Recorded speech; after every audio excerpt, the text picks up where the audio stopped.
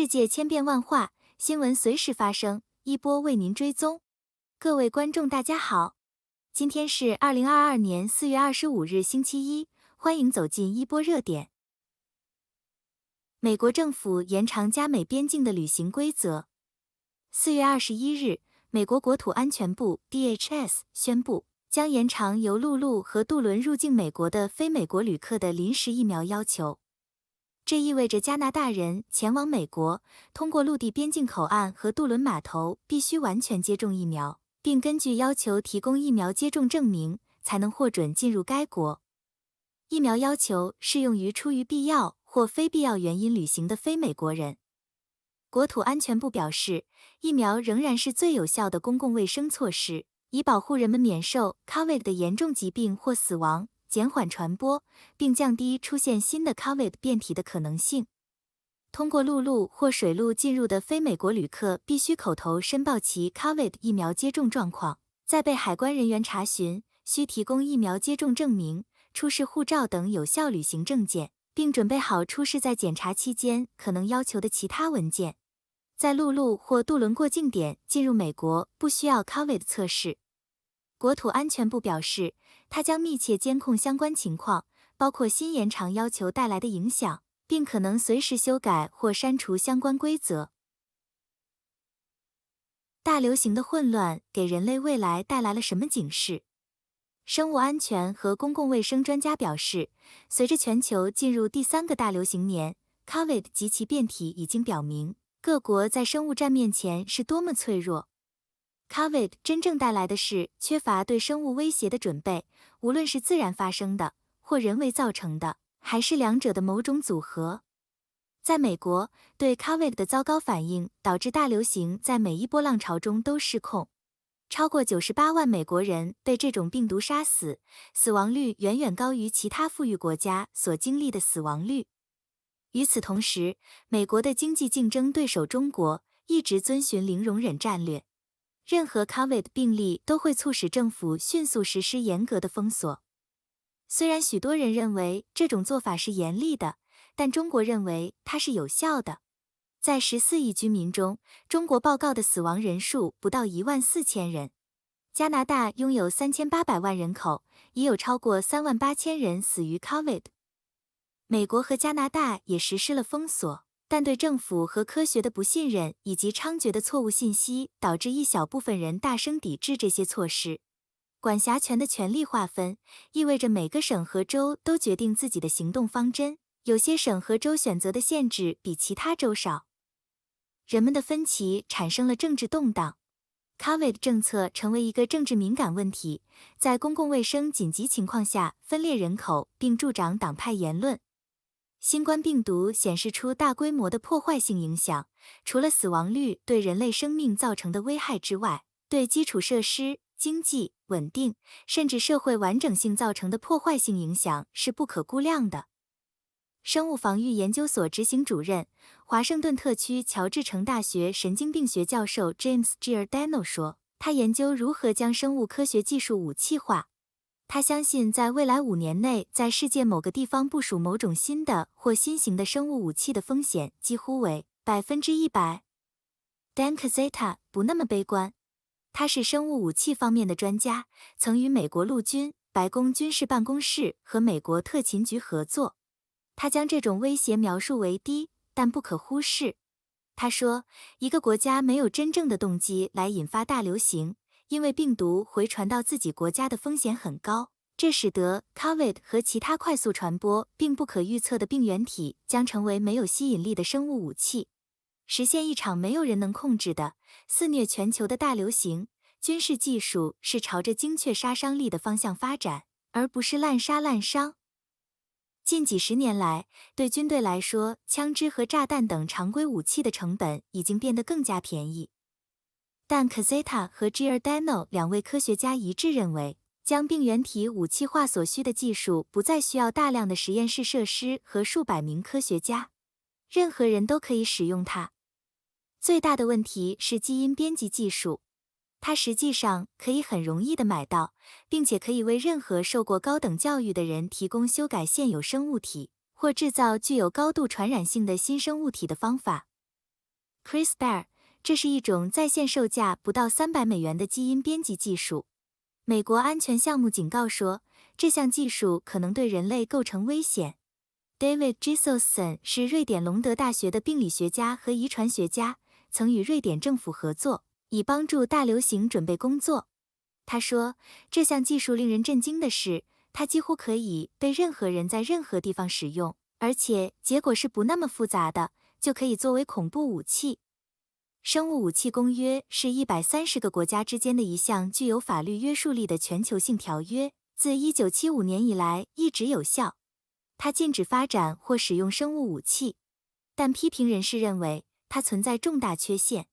该条约需要一个与核武器和化学武器条约类似的核查议定书，以确认各国正在遵守。尽管生物武器实际使用的可能性很低，但现在有开发它们的计划。有些违反生物武器公约的人需要被追究责任。特朗普预测哈里和梅根的婚姻。美国前总统特朗普要求剥夺哈里王子和他的妻子梅根·马克尔的王室头衔。特朗普最近在接受英国主持人为他的节目皮尔斯·摩根未审查，在接受采访时发表了这些评论。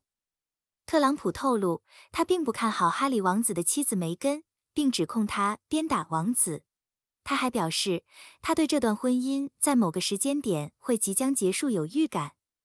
特朗普毫不掩饰地表示，哈里王子盲目地听从了他妻子的命令，因此他不配保留王室头衔。特朗普说，一旦这对夫妇退出王室职责，伊丽莎白女王就应该取消他们的王室头衔，并告诉他们不要再返回王室。哈里王子对这个国家如此不尊重，我也为他们感到尴尬。哈里王子和梅根的支持者在社交媒体平台上称特朗普为骗子、罪犯、势利和伪君子，并表达了对他的愤怒。人民币汇率波动对您的影响。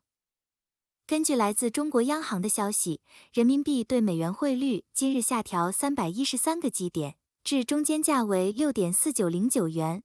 外国分析人士将人民币贬值归咎于新一波疫情造成对经济的不利影响。中国专家认为，人民币贬值将有助于支持出口商，但对广大民众的收入可能会造成负面影响。人民币下跌始于上周，当时下跌了3%，这是自2015年以来最大单周跌幅。尽管总体而言，人民币汇率已经连续第2个月在下跌，但都跌得相对平稳。目前这种局面，部分是因为投资者出现恐慌。首先，上周末上海打破了新冠感染患者的死亡记录。其二，北京市的管控措施正在加强。投资者将这些事件视为加强限制措施的前提条件，商业活动因此可能会减少。当然，这一定会影响到经济。多家大型外资银行已经下调了对中国2022年 GDP 增长的预测，几乎所有人都认为增长将低于5%。当前全球经济形势依然严峻，这对各国经济产生了负面影响。然而，对中国而言，主要风险还是来自疫情的扩散。由于中国对 COVID 一直采取零容忍政策，再加上新变种病毒的传播速度比 COVID 的原始毒株快得多，因此严厉和长期的限制性措施难以避免。与中国不同，许多国家没有实施严格的封锁措施，而是宁愿与新冠病毒共存。然而，考虑到每个国家的社会、经济和人口特征，虽然中国国内疫情严重阻碍了经济发展，但不是对人民币汇率构成压力的唯一因素。专家说，疫情造成的通货膨胀是人民币贬值的一个原因。当前全球都出现滞涨，但是中国的生产力没有受到波及，只是进出口的运输受到一定影响。在这种情况下，人民币的贬值有利于出口和欧美中低下收入人群的消费，但对工人的工资却是不利的，因为工资的调整要慢一步。经济的联动发展最后会导致国内消费的减少。人民币贬值对产业升级和加工产品出口都是利好，并且有利于国外消费者。根据经济发展的基本规律，本国货币贬值可以刺激出口商品的竞争力。然而，这对国内市场来说隐藏着一些风险。由于中国不仅是最大出口国，也是世界最大进口国，本币贬值不可避免的会影响到中国的整体物价水平。这就意味着人民币购买力正在下降，这直接会影响到消费。官方数据显示，一季度中国 GDP 增长 4.8%， 但零售额下降 3.5%， 这是2020年7月以来的首次下降。资本外流也存在一定的风险。在美联储收紧货币政策的同时，中国债券与美国国债的利差也在缩小。